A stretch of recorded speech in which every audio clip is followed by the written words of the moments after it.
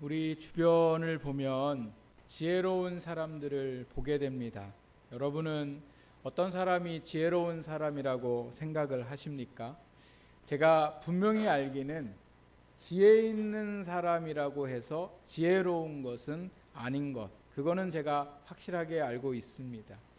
지식이 많아도 지혜가 없는 사람이 주변에 보면 참 많은 것을 보게 되고, 또 높은 자리에 있다고 해서 또 그 사람이 지혜로운 사람이 아닌 것도 보게 됩니다. 돈을 많이 가지고 있다고 해서 지혜로운 사람도 아닙니다. 그럼 누가 지혜로운 사람일까요?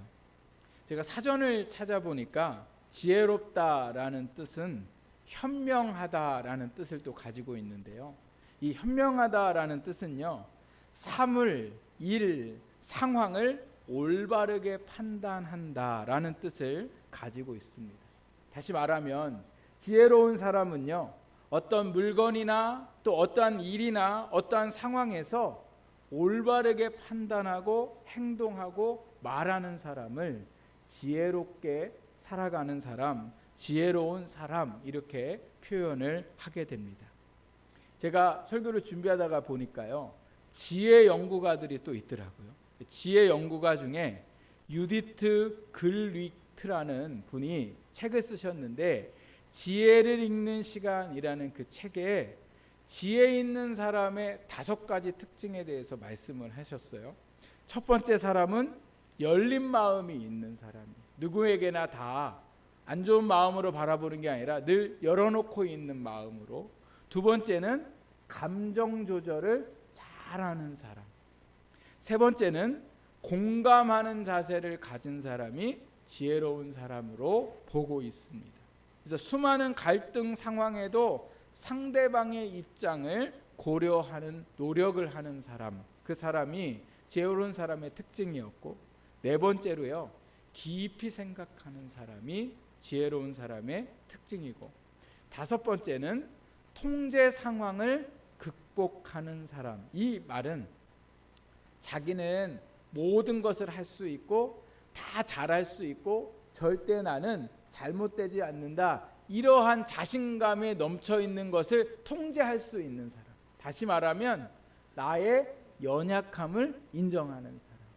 나는 연약하다, 나는 잘 하지 못한다를 늘 인정하고 잘 살아갈 수 있는 사람이 지혜 있는 사람의 특징이었다, 이렇게 말하고 있습니다.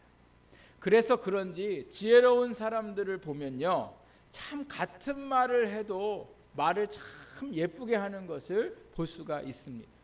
또 말하고 행동하는 것을 보면 겸손하게 말하고 행동하고 따뜻하고 부정적이기보다는 어려운 상황에도 불구하고 긍정적인 삶을 살아가는 것, 그 사람이 바로 지혜로운 사람이죠. 그래서 지혜로운 사람은요, 삶이 늘 어떻게 할까요? 행복하고, 또한 지혜로운 사람과 함께 있으면 다른 사람도 행복을 느끼게 됩니다. 오늘 하나님이 우리에게 주신 말씀을 보면 지혜의 말씀, 잠언에 대해서 말씀을 하고 계신데, 오늘 이 잠언 말씀에 지혜로운 사람을 어떻게 정의하고 있냐면 딱 한마디로 표현하고 있는데, 하나님을 경외하는 사람. 성경이 말씀하시는 지혜로운 사람은 어떤 사람이라고요?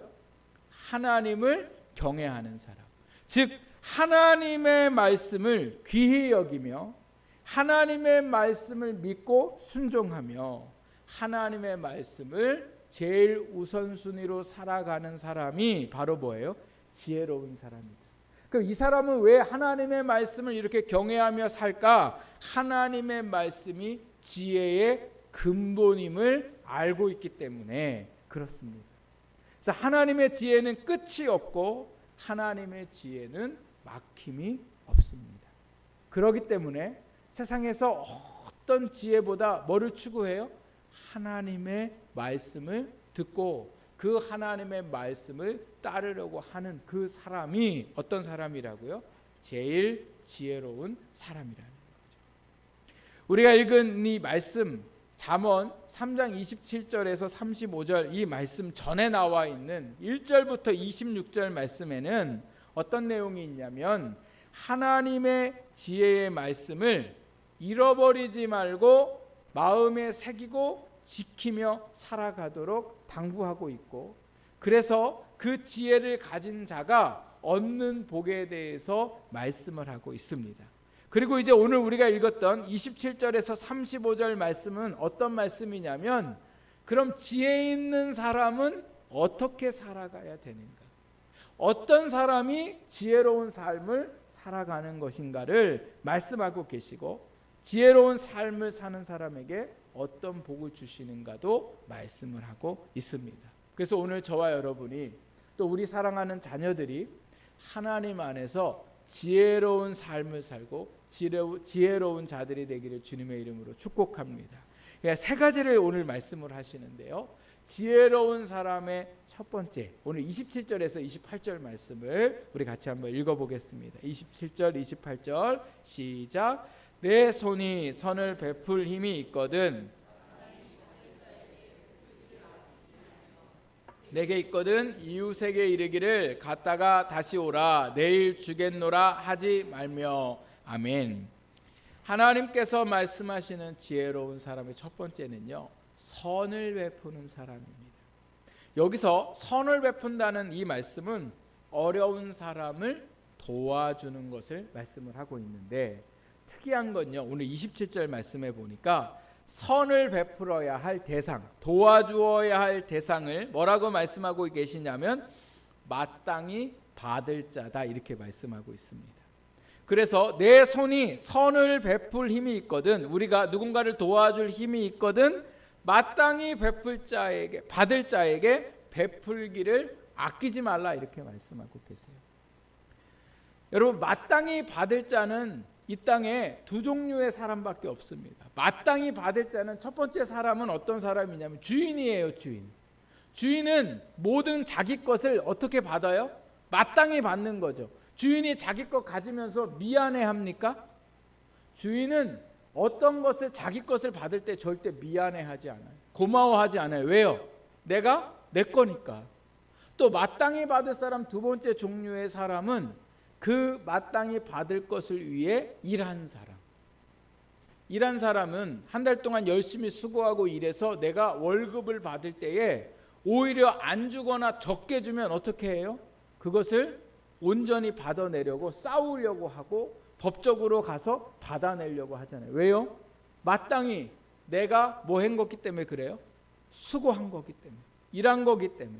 그런데 오늘 내가 누군가를 도와주는 그 사람을 내가 도와주는 게 아니라 그 사람이 받을 것을 내가 뭐 하는 거예요?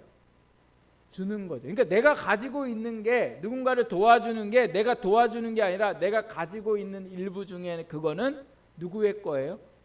가난한 사람, 어려운 사람의 것으로 여겨야 한다. 하나님이 그렇게 말씀을 하고 계시는 거죠.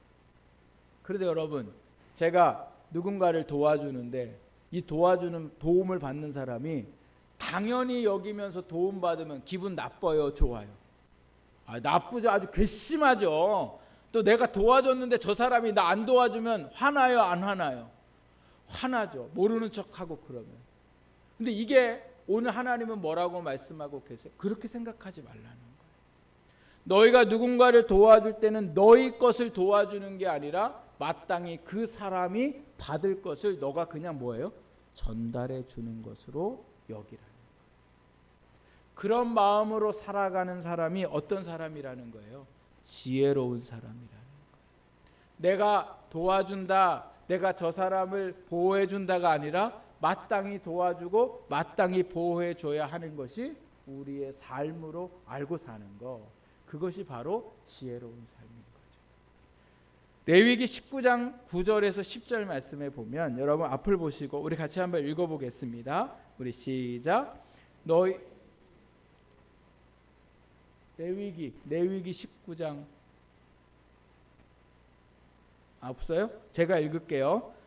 너희 땅에 곡물을 벨 때에 너는 반 모퉁이까지 다 거두지 말고 너희 떨어진 이삭도 줍지 말며 너희 포도원의 열매를 따지 말며 너희 포도원에 떨어진 열매도 줍지 말고 가난한 사람과 타국인을 위하여 버려두라. 나는 너희 하나님 여호와니라.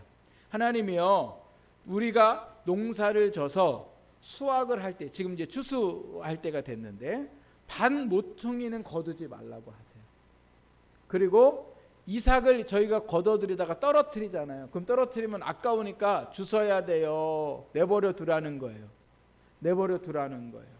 또 포도원에 우리가 열매를 딸 때에, 포도를 딸 때에 포도가 떨어져도 줍지 말고 그 모든 것은 누구의 것이라고 말씀하냐면 가난한 사람과 타국인의 것이다, 이렇게 말씀하세요. 내가 밭을 돈으로 내가 사고, 내가 씨도 내가 사고, 나무도 내가 샀는데, 그리고 1년 동안 열심히 땀 흘려서 수고하고 걷어들였는데 반 모퉁이 거는 누구의 것이래요? 가난한 사람과 외국인의 것이라는 거죠. 이렇게 하나님의 말씀 가운데 살아가는 사람이 어떤 사람이에요? 지혜로운 사람이라는 거예요. 세상은 어떤 사람을 지혜로운 사람이라고 하냐면 돈을 잘 모으는 사람을 지혜로운 사람이라고 얘기해요. 또 돈을 투자해서 잘 버는 사람을 지혜로운 사람이라고 해요. 그런데 하나님은 오늘 뭐라고 말씀하세요? 내 것을 다른 사람의 것으로 마땅히 여기고 나누어 주는 사람, 베푸는 사람. 더군다나 내일 오라고 얘기하지 않고 오늘 왔을 때에 오늘 내가 줄 수 있는 그 사람, 즉 내가 도와줄 수 있으면 도와줄 수 있는, 또 내 마음에 도와줄까 하는 마음이 있을 때에는 미루지 말고 뭐 하라는 거예요? 그렇게 도와주는 사람이 어떤 사람이라고요? 지혜로운 사람이다. 여러분, 여러분의 자녀가 지혜롭기를 원하시죠? 여러분의 손주들이 지혜롭기를 원하시죠? 그러면 어떻게 해야 된다고요? 나누어 주는 것을 교육시키셔야 돼요. 왜 나누어 줘야 하는지, 그건 너 거가 아니라 그 안에 누구 거도 포함되어 있어요? 어려운 사람들의 것이 포함되어 있더라는 거죠. 그래서 오늘 저와 여러분이 한 달 동안 열심히 직장에 나아가서 아니면 사업을 해서 받는 그 돈에서 모퉁이 돈을 여러분 어려운 사람들과 함께 나눌 수 있는 저와 여러분이 되어야 할 줄 믿습니다. 교회도 마찬가지예요. 교회도 모퉁이 밭을 남겨서 교회가 어려운 교회들과 어려운 분들을 함께 도울 수 있는 교회가 지혜로운 교회인 줄 믿습니다. 우리 사랑하는 성도님들이 뭐 많은 액수는 아닙니다. 모퉁이라는 건 많은 액수가 아니에요. 한 달에 뭐 10,000원이든 아니면 5,000원이든 내가 정말 어려운 사람들을 위해서 함께 구제해 나아갈 수 있다면 그것이 지혜로운 삶이 될 줄 믿습니다. 저희 교회에 새벽 기도에만 오시는 권사님이 계세요. 새벽 기도에만 오시고 다른 교회 다니시는데 새벽 기도에만 오세요. 그래서 늘 미안해하세요. 저희한테 우리 교회에 오셔야 되는데 등록을 하셔야 되는데 새벽 기도에만 와서 새벽 기도 할 수 있도록 장소를 허락해 줘서 너무 감사하다고. 그래서 가끔 저희 아내하고 저 식사를 자주 사주시는데 이분이 보니까요 세상에 넉넉한 형편은 아니세요.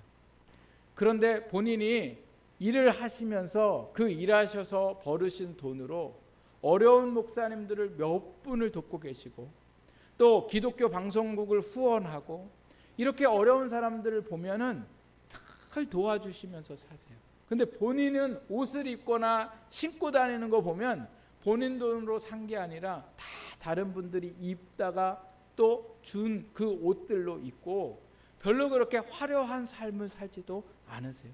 그래서 어떻게 이렇게 사실 수가 있냐고. 우리는 돈 벌면 무슨 생각해요? 어떻게든 내가 더 좋은 옷을 좀 사볼까, 몇 개월 할부를 할까, 뭐 가방을 살까, 뭐 신발을 살까. 물론 사는 거 좋습니다. 그러나 우리가 늘 우리의 그 받은 돈에서 반드시 뭐를? 다른 사람을 위해서, 어려운 사람을 위해서 우리가 그것을 띄어놓을 때에 그 삶이 지혜로운 삶이라고 말씀하고 계십니다. 그래서 오늘 우리가 선을 베풀 수 있는 지혜로운 삶을 살아가는 저와 여러분의 삶이 되기를 주님의 이름으로 축복합니다.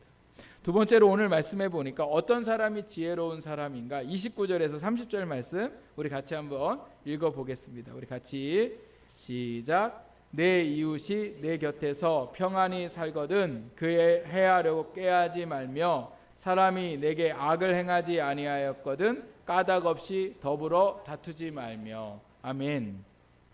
두 번째로 지혜로운 사람은요, 따라해보세요. 다투지 않는 사람. 네, 다투지 않는 사람. 근데 오늘 여기 말씀 29절 보십시오. 내 이웃이 내 곁에 평안히 살거든 그를 해하려고 꾀하지 말라. 이렇게 말씀하는 요 해하려고라는 이 단어가 참 재밌는데요. 히브리어 뜻으로 뭐냐면 극다, 쟁기질하다는 거. 해하려 하지 말라는 게 뭐라고요? 극다, 쟁기질하지 말라. 이웃이 내 곁에서 평안히 산다는 건 아무런 잘못도 안 하고 우리한테 피해를 안 주는데 자꾸 네가 그 이웃을 긁지 말라는 거예요. 쟁기질하지 말라는 거예요. 그게 자꾸 말로 긁어요. 사람을 말로 막 긁고 또 쟁기질을 해가지고 사람을 아프게 하지 말라는 거죠. 근데 이 말씀을 생각해 보면 우리랑 전혀 관련 없잖아요. 우리는 다른 사람들이 나한테 피해 안 입히면 말로 막 안 긁잖아요. 저 사람이 나를 긁지 않는 이상 안 긁잖아요. 그죠? 저도 그렇게 생각했어요. 나도 다른 사람이 나 가만히 두면 난 법 없이도 살 사람이야. 자꾸 다른 사람이 나를 긁으니까 나도 뭐 하는 거예요? 긁게 된다. 이렇게 생각을 했는데 말씀을 준비하면서 생각해 보면 다른 사람을 긁고 있는 사람은 누구예요? 저인 거를 깨달아요. 왜 긁냐면 그 사람의 행동이 내 눈에 뭐해 보이기 때문에요? 안 좋아 보이기 때문에 그래요. 여러분, 내 눈에 안 좋아 보이는 게 내 눈에만 안 좋아 보이는 겁니까? 그 사람이 잘못한 겁니까? 그 사람이 잘못해서 내 눈에 안 좋아 보이는 겁니까? 내가 안 좋아 보이는 겁니까? 내가 안 좋아 보이는 거예요. 거의 많은 일들이. 그 사람은 그 사람의 생활 방식이 있는 거고 나는 내 삶의 방식이 있는 건데 그 사람을 보기에 내 삶의 방식대로 행동하지 않거나 말하지 않으면 내가 뭐예요? 자꾸 그 마음을 긁어요. 제가 어제 저희 딸아이랑 저녁에 이렇게 걸어가고 있는데 저 아이가 이 딸아이가 저한테 그러더라고요. 공감받고 싶다. 이렇게 공감받고 싶다. 그러니까 자녀가 부모에게 얘기하는 건 뭐 하고 싶다고요? 공감받고 싶은데 부모 눈에는 공감이 안 보이고 뭐예요? 안 좋게 보이는 거죠. 그러니까 자녀의 마음을 부모가 뭐예요? 긁는다니까요. 자꾸 쟁기질하게 돼 있어요. 자녀도 부모의 마음을 자꾸 뭐예요? 긁어요. 쟁기질하는 거죠. 그렇게 하다 보면 어떤 일들이 일어납니까? 다툼이 일어날 수밖에 없더라는 거예요. 좀 내 마음에 안 들어도 조금 내가 생각하는 삶의 행동의 모습이 좀 달라도 우리가 그 사람을 뭐예요? 해하려 하지 않고 긁지 않고 쟁기질하지 않는 거죠. 그럼 오히려 어떻게 해요? 잘 보듬어주고 잘 공감해 주며 나아갈 때에 그곳에 어떤 일들이 일어나요? 평화의 일들이 일어나게 되는 줄 믿습니다. 그래서 로마서 14장 19절 말씀에 보니까요. 이렇게 말씀하세요. 그러므로 우리가 화평의 일과 서로 덕을 세우는 일을 힘쓰나니. 또 히브리서 12장 14절의 말씀에 보니까 모든 사람과 더불어 화평과 거룩함을 따르라. 이것이 없이는 아무도 주를 보지 못하리라. 오늘 지혜로운 사람은 어떤 사람이에요? 다투는 사람이 아니라 어떻게 해요? 더불어 화평을 이루려고 하는 사람. 오늘 주변에 보면 말하는 게 꼭 싸움닭같이 말하는 분들이 있어요. 또 뭔가 그렇게 불편하게 얘기하고 불만스럽게 얘기하는 분들이 있어요. 그분들 다 뭐하고 계시는 거예요? 마음을 긁고 있고 쟁기질하고 있는 거죠. 자꾸 다투려고 하지 말고 말하는 것에 자꾸 원망과 불평을 드러내는 게 아니라 오늘도 우리가 어떻게 하면 이 상황 속에 화평을 이루어 갈까? 물이 엎질러졌는데 누구 때문에 물이 엎질러졌는지 누가 물을 엎질러진지가 아니라 이제는 어떻게 해요? 엎질러진 물을 먼저 가서 닦아줄 수 있는 사람. 그래서 다툼이 없는 교회, 다툼이 없는 가정, 다툼이 없는 이 사회가 되어야 되더라는 거죠. 그게 누구를 통해서요? 하나님의 지혜를 알고 있는 저와 여러분을 통해서 우리 교회가 또 우리 가정이 그러한 삶을 살아가기를 부탁드립니다. 교회마다 시끄러워요. 그 이유가 어디에 있어요? 자꾸 서로의 마음을 긋기 때문에 그래요. 부족한 것에 대해서, 없는 것에 대해서, 내 마음에 안 드는 것에 대해서 계속해서 우리가 다투려고만 하면 뭐예요? 한도 끝도 없더라는 거죠. 그러므로 오늘 우리가 하나님 안에서 다투는 삶이 아니라 화평을 이룰 수 있는 지혜로운 삶을 살아가기를 주님의 이름으로 부탁을 드립니다. 또 세 번째로 오늘 말씀에 어떤 사람이 지혜로운 사람인가, 오늘 31절 말씀에 나와 있는데요. 우리 같이 한번 31절 말씀을 같이 함께 보겠습니다. 시작. 포악한 자를 부러워하지 말며 그의 어떤 행위도 따르지 말라. 아멘. 여기 포악한 자라는 건 폭력적이고 압제하는 사람을 뜻합니다. 그래서 지혜로운 사람은 악을 행하지 않는 사람, 다른 사람에게 폭력을 가하거나 다른 사람을 억압하지 않는 사람이 지혜로운 사람이다, 이렇게 말씀합니다. 폭력을 가하고 압제하여서 상대방의 것을 빼앗으려 하거나 그 사람의 생각이나 그 사람의 행동을 억압하거나 이렇게 하고 싶은데 이렇게 하지 못하게 만드는 그 모든 일들이 바로 뭐예요? 포악한 사람의 의미를 가지고 있더라는 거죠. 더군다나 이 행위를 뭐예요? 부러워하지도 말고 그의 어떤 행위도 뭐예요? 따르지 말라, 이렇게 말씀하시죠.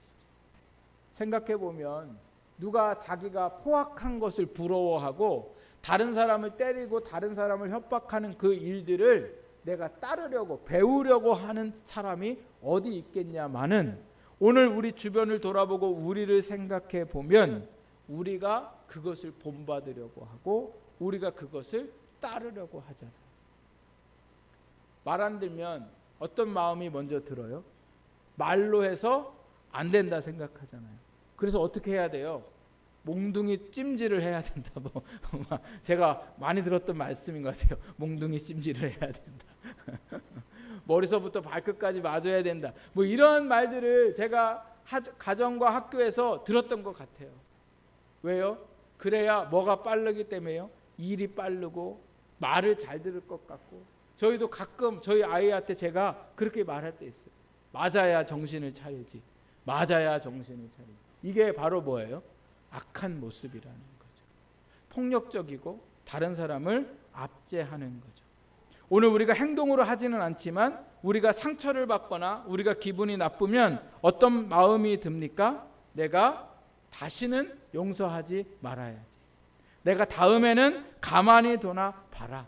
이렇게 우리가 마음을 먹고 사는데, 제가 오늘 이 말씀을 준비하면서 이 포악한이라는 단어가 히브리어 단어로 정말 제가 깜짝 놀랐어요. 이 포악한이라는 단어가 히브리어 단어로 뭐냐면요, 하마스예요. 여러분 하마스 어디서 많이 들어보셨죠? 지금 이스라엘하고 전쟁 중에 있는 그 단체가 누구예요? 하마스예요. 하마스의 뜻이 뭐라고요? 폭력이라는 거예요. 폭력. 이 히브리어 단어로 포악한 자가 뜻이 이시 하마스인데, 이 이시는 사람을 뜻하고 하마스는 포악을 뜻하는 거예요.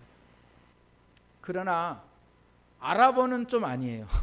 그 사람들의 언어로 하마스는 뭐냐면 그들이 믿는 알라를 따르는 헌신과 열정이래요. 그리고 힘과 용기로 해석하기도 한대요. 그러나 히브리어로는 뭐예요? 포악한이라는 뜻인 거죠. 이스라엘과 하마스 이 단체가 지금 이렇게 서로 전쟁을 하고 있는 이유는 오늘날의 문제가 아니라 이미 과거로부터의 문제입니다. 과거로부터 어떤 문제가 있습니까? 서로 자기의 땅이라고 우기고 그 땅을 빼앗으려고 하고 억지로 그 땅을 빼앗고 난 다음에 사람들을 그곳에 또 가두어 놓은 상태에서 서로가 이렇게 계속해서 전쟁 가운데에 있더라는 거죠.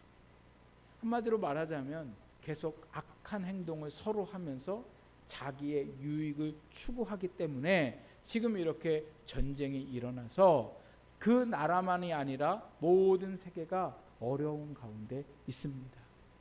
생각해 보면 누구나 다 전쟁도 싫어하고 악한 행동을 싫어하는 것 같지만 오늘 우리의 삶을 돌아보면 여전히 악한 것을 먼저 하려고 하고 폭력적인 것을 먼저 하려고 하더라는 거죠. 그리고 그것을 배우고 그것을 쫓아 살아가는 것이 오늘 우리의 모습이더라는 겁니다. 그러므로 오늘도 우리가 지혜롭게 살아간다는 건 다른 사람들에게 폭력을 행하거나 다른 사람을 자기의 힘으로 억압하려고 살아가는 게 아니라 오히려 어떻게 살아가요? 우리가 그에게 선을 베풀고 오늘 우리가 그의 삶을 인정하고 공감할 때에 그것이 화평의 삶을 이루어가는 것이고 그것이 지혜로운 자의 모습이더라는 거죠. 오늘 우리가 왜 지혜롭게 살아가야 될까? 오늘 이 말씀에 보면 32절에 보면 여러분 이렇게 말씀합니다. 어리석은 사람들은 하나님이 미워하십니다. 그러나 정직한 즉 지혜로운 사람들에게는 하나님과의 교통이 이루어집니다. 하나님과의 교통이 이루어지고 또 33절 말씀에 보면 미련한 악인은 집에는 하나님의 저주가 있지만 의인 지혜로운 사람에게는 하나님의 복이 있다고 말합니다. 34절에 하나님께서 지혜자에게 은혜를 베푸시고 35절에 보니까 영광을 얻게 하십니다. 세상은 점점 악해져 가고 세상은 점점 선을 베풀기를 싫어하는 어리석은 삶을 지혜롭다고 말하는 세상이 되었습니다. 그래서 이 세상에서 우리가 살아갈 때에 이렇게 지혜롭게 살아갈 때 사람들은 뭐라고 얘기하냐면 그렇게 살면 안 된다고 얘기해요. 착하게 살면 안 된다고 얘기해요. 선하게 살면 안 된다고 얘기해요. 왜요? 세상이 뭐하기 때문에? 악하기 때문에. 그러나 오늘 하나님은 반대로 말씀하시죠. 우리가 세상에서 손해를 보고 어려움을 당할지라도 지혜로운 삶을 살기를 원하시며 그 이유는 하나님께서 그 모든 삶을 보응하시고 우리의 삶의 모든 것을 채워가시기 때문에 그러므로 저와 여러분의 삶이 어떤 삶을 살아가야 됩니까? 지혜롭게. 그 지혜는 뭐예요? 선을 베풀며 살아가고 또 어떻게 살아갑니까? 다투지 아니하고 뭐예요? 화평을 이루며 살아가고 세 번째로 어떻게 해요? 다른 사람을 폭력을 가하고 압제하는 게 아니라 그 사람을 수용하고 안아주는 그러한 삶을 살아가는 것이 지혜로운 삶이고 그 삶에 하나님의 넘치는 복의 삶이 되게 하실 줄 믿습니다. 오늘 저와 여러분의 삶이 참 세상에서 살아가기 너무나 어렵습니다. 우리의 고민은 그래서 이 세상에서 어떻게 하면 잘 살까? 어떻게 하면 지혜롭게 살까? 이게 오늘 우리의 고민인데 오늘 하나님이 이 가르쳐 주신 지혜의 삶을 살아갈 때에 하나님께서 이 땅에서 우리의 삶을 풍요롭게 하시고 은혜롭게 하시는 줄 믿습니다.